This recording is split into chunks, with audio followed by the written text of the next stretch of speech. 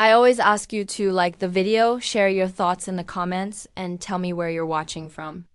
But tonight, before I even begin, I need you to understand something. This memory still clings to me like a shadow I can't shake, a quiet, aching whisper that warms my skin and tightens my chest every time it surfaces. It's the kind of secret that changes you from the inside out, revealing a hidden corner of your heart you never knew existed. A corner that scares you and thrills you in equal measure. A few weeks ago, my husband David left again for one of his long business trips. He works hard to secure contracts for the shipping firm, and I've never resented that. It's what gave us our beautiful renovated home in the historic district of Harborwick, with its high ceilings, original wood floors, and that peaceful view over the old canals. But when he's gone, the house turns into something else entirely.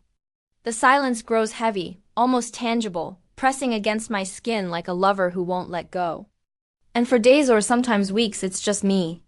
And Max, our beautiful black Labrado's been my constant for 7 years now. We brought him home as a wriggling puppy full of chaos and joy, and over time he became so much more than a pet. While David chased ambition across cities and seas, Max became my anchor.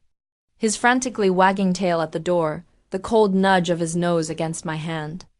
Those deep golden eyes that seemed to hold an ancient kind of knowing, they were the things that kept the loneliness from swallowing me whole. That first night alone, the quiet felt unbearable.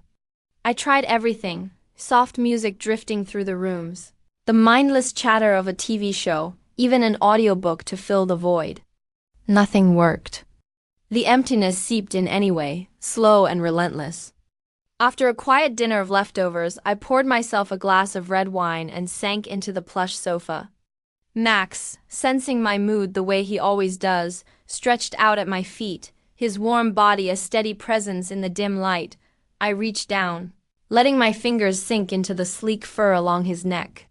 "You're all I've got tonight, handsome," I whispered, my voice barely louder than the hush around us.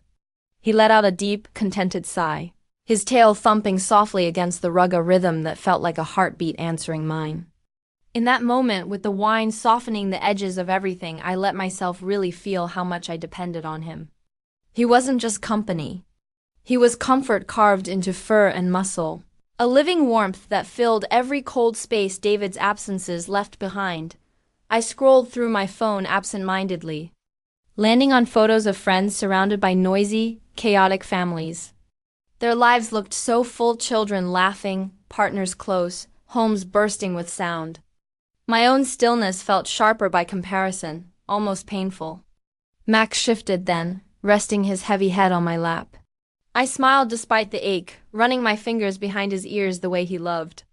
"You're such a good boy," I murmured, feeling the gentle vibration of his happy growl under my palm. The wine loosened my words. And soon I was talking to him the way I never talked to anyone else, raw, unfiltered. "Sometimes I wonder if David even notices how often he's gone," I confessed into the quiet room. "I know he's ambitious. I know it's for us.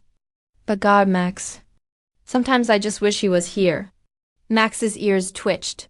He lifted his head and looked straight into my eyes, that gentle gaze holding mine longer than usual. For a foolish second, it felt like true understanding, like he saw the hurt I carried and wanted to ease it. I know it sounds ridiculous, projecting human emotion onto a dog.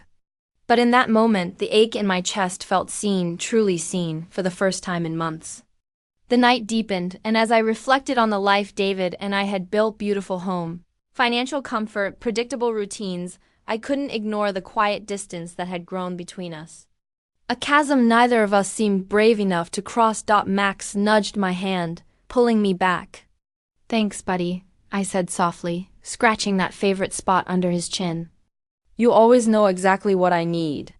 Later, when I finally turned off the lights and slipped into bed, Max curled up on his blanket in the corner as always. "Good night, sweet boy," I whispered into the darkness. "Thank you for being here." But as sleep pulled at me, something about the way he'd looked at me earlier lingered. His eyes hadn't just been comforting, they'd held an intensity, an excitement I couldn't quite name. Maybe it was the wine.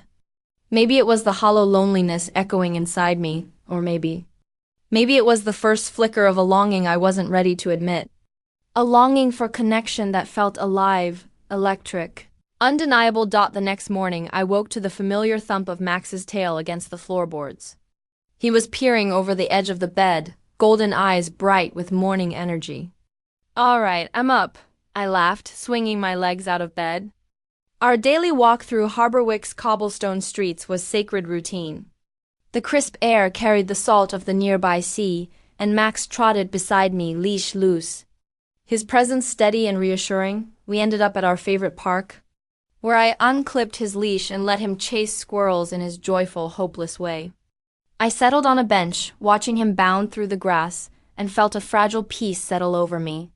"Do you ever feel like life's just repeating?" I asked him quietly when he finally trotted back and dropped his head onto my knee with a dramatic sigh. "Like we're caught in the same quiet loop." He looked up, ears perked, and I swear it felt like he was listening, truly listening. The days blurred after that. David's return got delayed again, and though I told myself I was fine, I leaned on Max more heavily than ever. One afternoon, the walls of the house felt like they were closing in, so I grabbed his leash. "Let's escape for a bit," I told him. We drove north with no real plan, windows down, wind whipping through our hair, until we reached the rugged clifftop trails overlooking the endless ocean. Max bounded ahead. Pure joy in every leap, and for the first time in weeks a genuine smile broke across my face. We found a secluded spot high above the waves and sat together on a flat rock. Max leaned his warm body against my legs, and I rested my hand on his broad back. "You're my rock, you know that?" I whispered, voice carried away by the wind. He turned his head and looked up at me, and the warmth in those eyes tightened something deep in my chest. It was more than loyalty. It was a silent communion, profound and wordless.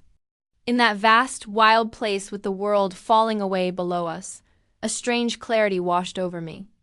The loneliness I carried wasn't just absence, it was a space only he could fill completely. His presence wrapped around me like the sea air, salty and alive, and for a fleeting moment everything felt right. That night back home, the atmosphere in the house felt different, charged, like the air before a storm. I sank onto the couch again, glass of wine in hand, and Max immediately lay beside me, head heavy on my lap. My fingers moved through his fur, almost without thought. "It's just us again," I murmured, the words heavier than I intended. "You and me against the quiet." He nuzzled closer, pressing into my touch, and the connection between us shifted, became something stronger, more deliberate. I leaned forward slowly, resting my forehead against his. My eyes closed. The world dissolved. There was no empty house, no distant husband, no ticking clock measuring missed moments. There was only his steady breathing, the heat of his body, and a magnetic pull that made my pulse race in a way I hadn't felt in years. My heart pounded against my ribs. This wasn't just companionship anymore. This was need, raw, aching, undeniable. His eyes, when I finally opened mine, held a promise I could almost hear. "I can shatter this loneliness. I can give you something real." A small, rational voice in my head screamed that this was impossible. Forbiddance, a line I could never cross, but a deeper, lonelier part of me was already captivated, drawn in by the gentle intensity shining back at me. I wasn't ready to name it. I wasn't ready to surrender. But God help me. I was closer than I'd ever been before. And tomorrow night, when the tension that had been building for days finally crested like a wave too powerful to fight, everything would change forever.